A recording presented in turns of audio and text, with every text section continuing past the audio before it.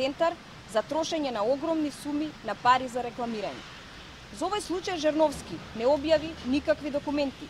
Тој не кажа ниту збор за трошењето на овие пари. Напротив, тој се обиде да ги сокрие од јавноста.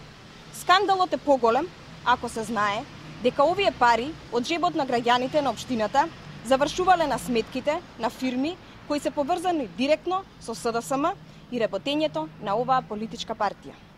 Документите покажуваат дека со средствата на општината била финансирана фирма Керка и биле плаќани истите луѓе кои што работат во кампањите на СДСМ. Воедно, биле селективно избрани медиуми на кои ќе се рекламира општината без никакви објективни критериуми.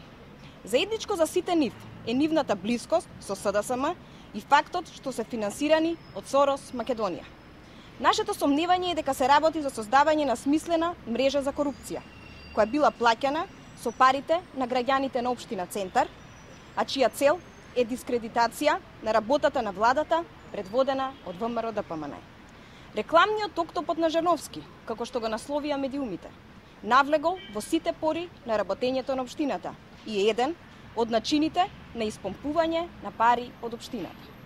Токму затоа, денес побаравме од Државната комисија за спречување на корупција да го испита случајот и да ја утврди одговорноста на Жерновски и несовесното трошење на пари на граѓаните на општина Центар и дали за рекламниот октопод се крие голема пералница на пари на СДСМ.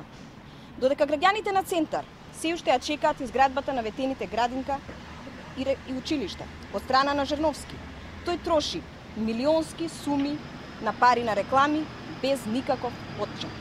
Тој треба да одговори зошто се трошат милионски суми пари за реклами, а нема пари за изградба на долго најавуваните градинка и училиште. Колкава сума е вкупно потрошена за реклами и зошто се трошат овие пари во време кога Жерновски не убедуваше дека касата на општина Центар е празна?